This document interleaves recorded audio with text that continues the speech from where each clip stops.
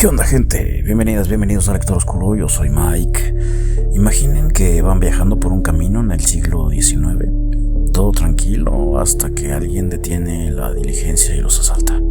Todo parece normal dentro de lo que cabe en esa época, pero había algo en ese asaltante que lo hacía distinto, algo que nadie esperaba. A esa figura la conocían como la Carambada.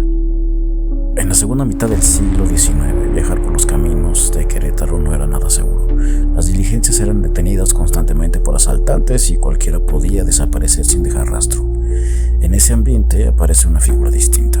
Montaba a caballo, armada, segura, organizaba asaltos en rutas hacia Celaya y otros puntos cercanos a Querétaro.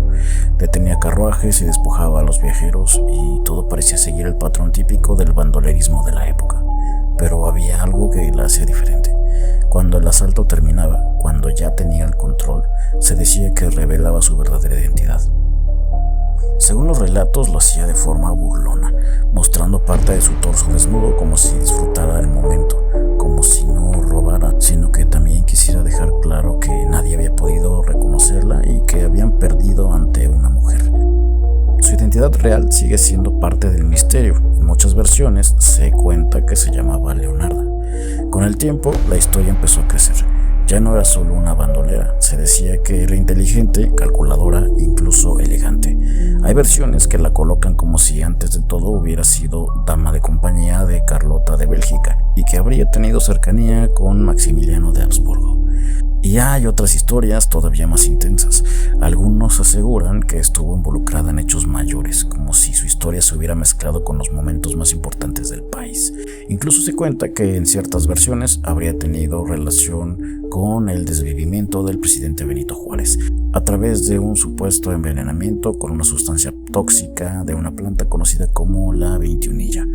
Pero como muchas cosas en esta historia, eso forma parte de la leyenda. Sobre su final también hay distintas versiones. Algunos dicen que falleció en un enfrentamiento con las autoridades, otros que fue capturada y ejecutada mediante la ley fuga.